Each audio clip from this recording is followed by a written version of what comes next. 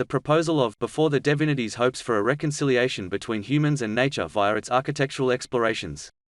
The investigations are within a philosophical framework driven by the site and surroundings, including the reuse and reconfiguration of building structures, establishing the built form to follow functions, and transferring existing buildings to strongly emphasize the beauty of nature. In particular, the design intended to celebrate the adaptability from the change of seasons and allow the appreciation of the tangible time.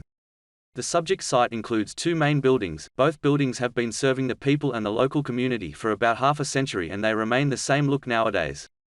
Those buildings are not heritage listed but stepping into the second half of their life. The question is how to implement the site and what should we propose for the next generations. The project site is situated between 5 different uses of land. Between the residential and the train station, which will attract large amounts of foot traffic for commute, and the same logic to the central garden and the commercial street frontage. The diversity of uses of land is significant. How people will use the site between uses and how the architecture could benefit the public good becomes the main topic of the design proposal. Putting the street network into simulation will answer the first question. The algorithm calculates the daily average foot traffic happening on the street from the data of amenities and the location. From the result, we can see the influence of the commercial street attracting a large number of people. On the other hand, the embankment of the railway corridor creates a barrier and the underpass compresses the foot traffic and then releases it to the northern side of the site. The sunlight hour simulation calculates the direct sunlight it received on the equinox day. To combine the street score result on the enlarged view, we can see the street on the southern side has very limited sunlight access, or some part of the street only have 1 hour of sunlight per day. We want the end user can have a light-hearted entry experience, even though we have more foot traffic on the southern edge. But I decide the building frontage will be on the northern side to have a compressed and release experience through the underpasses and have a bright and warm environment coming from the east and west.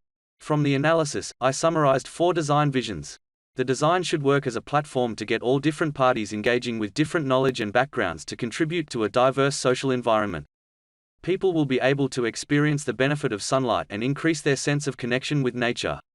The movement should interweave different levels and influence the different forms of interaction and discussion. The proposed building should design and benefit everyone, not limited to students and staff. We look at the idea from the past. The palazzo typologies have different layers of uses in vertical and horizontal ways. It creates the idea of the open ground plate and a linear approach to transition between different uses. The American artist, Gordon Matta Clark, is famous for his building cuts work.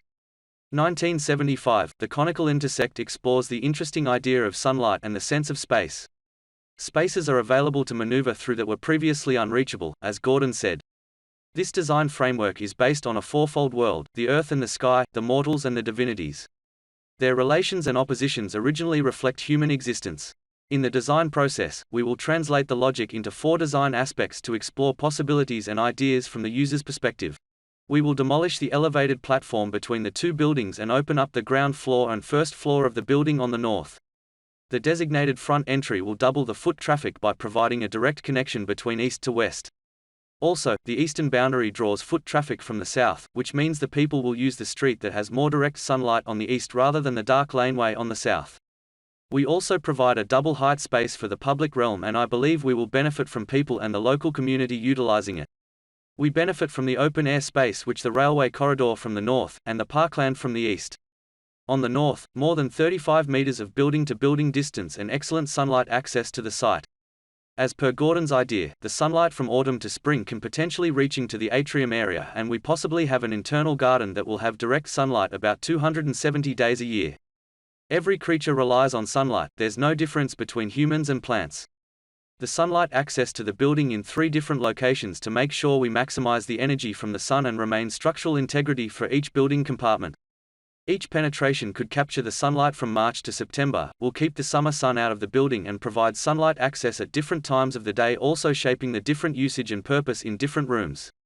By proposing the penetrations, we are able to have some internal gardens along with the entry experience.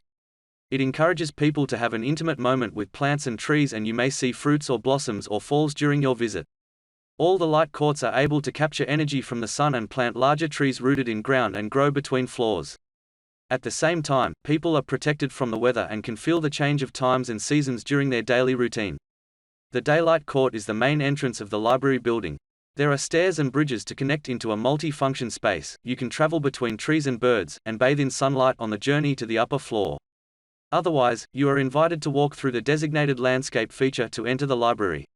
The Dawnlight Court is behind the covered public realm, adjacent to the college precinct, parkland and residential zone. It has the best entry experience between 8 to 10 a.m. Those light courts as a major component of the entire journey of the building. They provide a garden space internally and the stairs as a designated pathway to go up a level and create an interaction with nature at the same time. The major function of the buildings will be inherited. The proposed new programs aim to connect and attract people from the ground floor public realm. I proposed an internal circulation space as a second connection, also a beautiful journey to all the programs.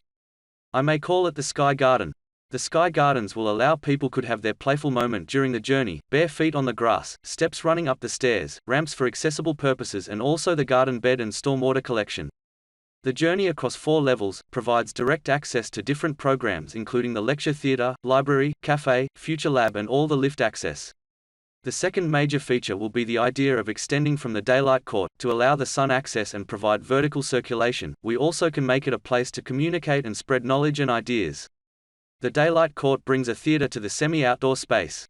It could be a little joy with lecturers, students and the public use, formal and informal talk. The seat and the facade are blended into one, from the external skin to the internal space. When it becomes inside space, it also can be a structural element to support the large penetration. These interrogations hope to provide several inquiries into how architecture can be at the balanced proposition between nature, the building forms, the intended functions and human needs. The project design ideas as methodical interrogations provoke social connections, collaboration, and exchange of knowledge and extend further to spirituality. As proposing a simple facade on the outside but is much more powerful inside. We focus on the interaction on the street, the bigger picture from the neighborhood, and inherent the form and spirit from the past. Inside the building, we receive gifts from nature and use them for the public good.